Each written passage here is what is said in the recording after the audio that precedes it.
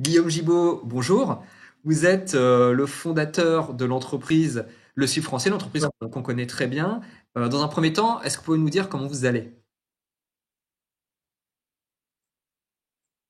Bah, écoutez, ça va. Là, ça fait presque 4 semaines là qu'on essaie de s'organiser au mieux, de trouver des bonnes idées, de se réinventer. Donc c'est assez sport. Je crois qu'on commence à trouver un rythme un peu plus organisé, je dirais. Mais c'est vrai que ça a été une bonne montagne russe ces 4 dernières semaines. Alors effectivement, la crise sanitaire du Covid-19, elle a touché toutes les entreprises sans crier gare. Aujourd'hui, on est dans une période qui est un entre-deux où effectivement les entreprises ont essayé de se stabiliser dans un premier temps et puis aujourd'hui, elles sont dans une réflexion sur comment anticiper et un peu préparer la reprise, même si on ne sait pas vraiment quand est-ce qu'elle sera. Vous êtes dans quel état d'esprit? Comment ça se passe chez vous concrètement? Bah nous, en fait, la première semaine ou les premiers moments, on essaie de prendre les bonnes décisions pour la boîte, pour protéger tout le monde. Donc nous, évidemment, fermer les boutiques, organiser le télétravail pour tout le monde, mettre en place un plan de chômage partiel assez important puisqu'on a fermé nos 22 boutiques. Donc mécaniquement, toute une partie de l'effectif qui peut plus du tout travailler. Lancer toutes les demandes de soutien financier auprès des banques, auprès de BPI. Donc ça, c'est, je dirais, les premiers jours pour aller parer au plus urgent. Et puis une fois qu'on a commencé à organiser tout ça, nous assez vite, on s'est dit bon bah comment est-ce qu'on peut essayer de se rendre utile et essayer ouais, d'être acteur de la lutte contre contre le Covid. Et on a vu spontanément autour de nous toute la filière textile qui commençait à se mobiliser pour fabriquer des masques. Et donc pas mal d'ateliers partenaires avec qui on travaille. Nous on fabrique avec 27 ateliers tout au long de l'année. Donc tout de suite, certains nous ont appelés, comme Le Mailleux dans le Nord ou As Innovation à côté de Lyon. Ils nous ont dit, bah, on commence à fabriquer des masques. Est-ce qu'on peut utiliser votre matière? Et puis au passage, est-ce que vous savez où est-ce que je peux trouver ci, ça? Est-ce que vous savez où est-ce que je peux faire valider mes tests pour que mon masque soit validé, évalué par la DGA et les autorités? Et donc en fait, assez vite, on s'est dit, bah, en fait, tous les gens avec qui on travaille toute l'année vont se poser les mêmes questions, vont se mobiliser pour fabriquer des masques et puis aujourd'hui des blouses et peut-être demain d'autres produits textiles. Comment est-ce qu'on peut nous être utile? Et en fait on s'est dit bah nous ce qu'on sait faire c'est essayer de coordonner, de mettre en place des bons outils pour que les gens se parlent et que on voyait très vite qu'ils allaient tous avoir les mêmes questions. Donc en fait on s'est rapproché du comité de filière. Le comité de filière c'est des entités qui ont été créées par le ministère de l'économie et des finances dans tous les secteurs industriels.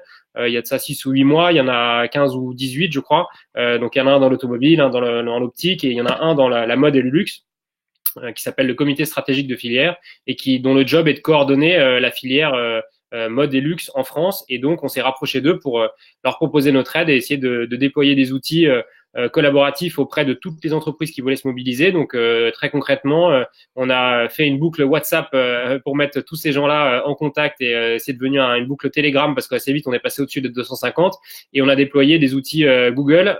Donc, on a déployé un méga Google Sheet qui permet de mettre en rapport les fabricants de matières et les confectionneurs pour qu'ils puissent se parler entre eux, avoir les bons appros et être capables de fabriquer, et puis consolider les demandes de masques et de blouses du grand public. Donc aujourd'hui, on a un site qui est le site du CSF Mode Luxe. Je pourrais donner le lien et on pourra peut-être le mettre dans l'article, où on recense tous les besoins de masques pour les entreprises, puisqu'on fabrique pas des masques pour le personnel soignant, on fabrique des masques pour les entreprises qui doivent absolument continuer à travailler. C'est la mission que nous a confiée le ministère de l'économie et des finances.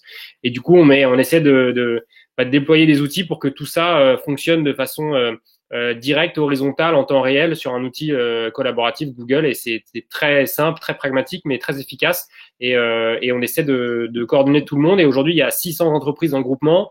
On fabrique presque 800 000 masques par jour. Donc ça va vite, ça prend de l'ampleur et on essaie d'accompagner ça en se rendant utile.